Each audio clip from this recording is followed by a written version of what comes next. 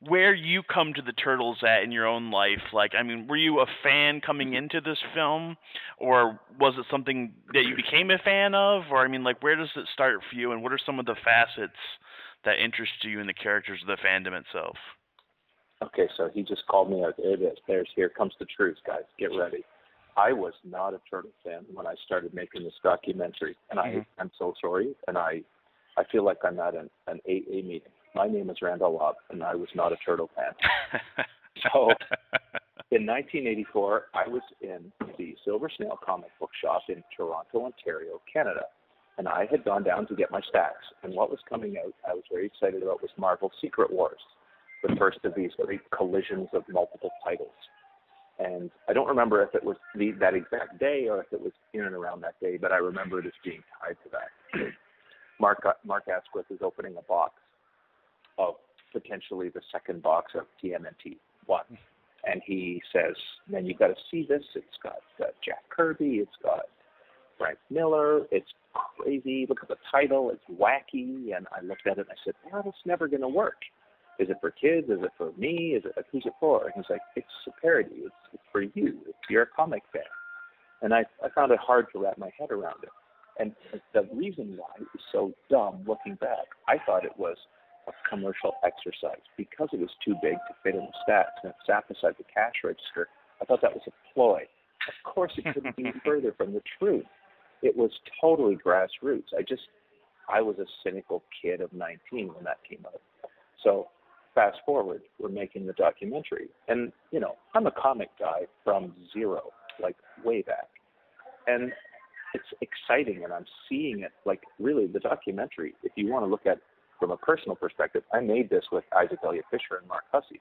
Sure. But, you know, for me as a writer and as a director, it's my exploration of the Turtles as well, like through the people who created them. I knew Kevin before I knew the Turtles, you know? Right. I met Peter in the process. Like, I met these people as human beings, and then to find the Turtles through the people, it's really interesting. So I came to know them through doing this documentary and coming out to a point where now I'm very excited about seeing this movie tonight at midnight because I have so much investment in every new iteration is exciting and awesome for me. You know, Sure. I can't wait to see this version. It's going to be fun just to see how it's spun and played with.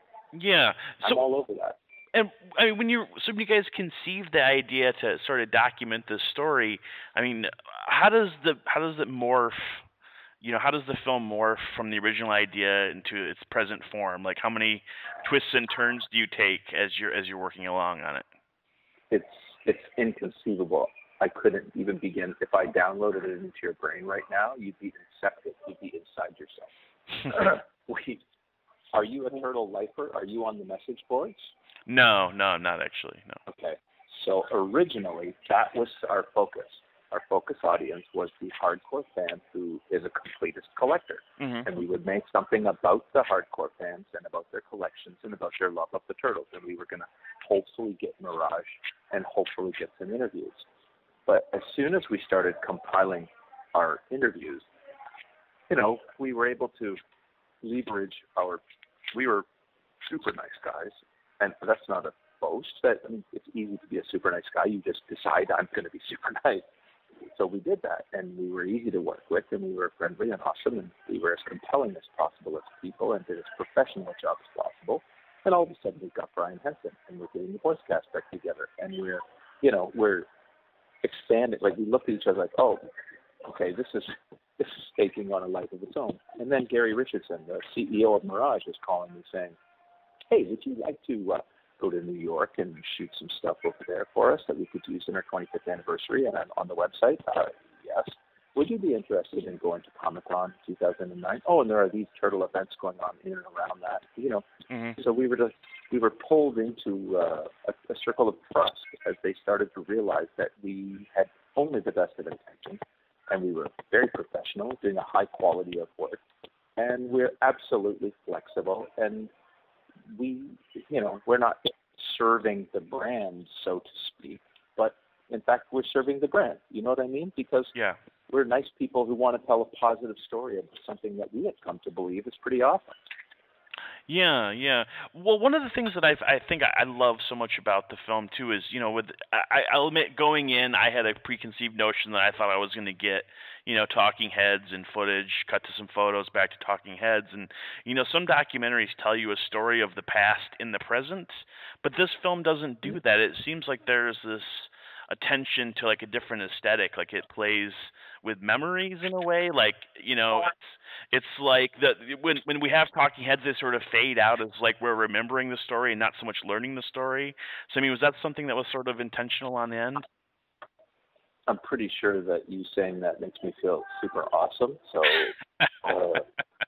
thank you. I wouldn't describe it as a specific, it wasn't like we said, we're going to fade this and make it look like memory. Mm-hmm. But what happens is we very much deal in metaphor and theme. Right. So in dealing with metaphor and theme and talking about the structures that are inside the creating of a documentary, Mark Hussey, our post-production supervisor and editor, he will meditate and he will come up with a way to embody the metaphor. So what you've described is exactly bang on what he's trying to do. Sure. And exactly what I want to do as a director is to get away from this very stagey, very, slap hands on your own back thing that can sometimes happen in EPKs and behind the scenes. It was great working with Megan. It was great working with Will. It was great working with Michael. It was great working with Jonathan. You don't want that. We want to hear, what did you think? What did you feel? What happened? It's got to be about people. Yeah, yeah. And how gold was that home video footage? I mean, was that something that you knew existed from the front? Because I feel like that's such a pivotal, important part of the film is having that home video footage of Peter and Kevin working at Mirage and the other players. And when Peter allowed us access and Kevin allowed us access to their archives, and by the way, parts of their archives, we knew that's one of those crux moments where you say, okay, different level of movie. You can see them at Playmates saying, I have an idea for this, or I have an idea for that. Like, right. What? That's like you're generating, like Steve Varner. I just did it freehand, and there it is. Sitting there. Yeah. What? That's impossible. Yeah. We have those moments, so spectacular. Yeah, but I think it really... I think it also really adds to that memory thing I was mentioning. And then, I mean, I think you guys had read somewhere that you had like 150 hours of interview footage. I mean, like, what were some of the challenges of whittling that down? And I mean, I heard you mention to the other guy that you were interested in talking about the firsts in the franchise. But I mean, as a filmmaker, do you worry about not exploring other incarnations as well? Like, I was surprised to not see like someone like Ciro Neely in the film. But I mean, like, as a filmmaker, do you worry about not exploring other avenues? Enormously so. I mean, I'll be honest with you. I would have loved to have shot all kinds of stuff about what Ciro was doing at Nickelodeon, but Nickelodeon wasn't interested in having me do that, right? Yeah, sure. I would have loved to have shot behind the scenes of the Jonathan Liebsman directed movie. I would have liked to have done all of that. I would like to have spent way more time. I mean, I have footage of the IDW stuff that I did. Footage of Force Kids stuff. We have a lot of footage that we weren't able to implement, and that's just what it is. The process can only allow so much of your 220 hours of footage into the 98-minute cut. Right. Justin, I'm sorry to interrupt, but if we could wrap up with one last question. No problem. And then, so, I mean, not a fan going in per se, I mean, like, how did this experience impact you overall in terms of understanding the Turtles and the Turtle fandom? Well, it's the easiest answer of all time. It made me a fan. I'm a pop culture fan. I'm a comic book guy. I'm a movie guy. I mean, I love pop culture and have my whole life. So here I was able to contribute to it and be part of it and feel like I was on the inside of that. It's probably one of the best feelings I've ever had in my entire life. I mean, it's up there with the feeling of, I don't want to make it sound corny or whatever, but you have kids and you get married and you're on a path, and all of a sudden you flip the script and now you're inside something that you only saw from the outside, and it's amazing. So I'm a fan from the inside out. Nice. Thank you so much.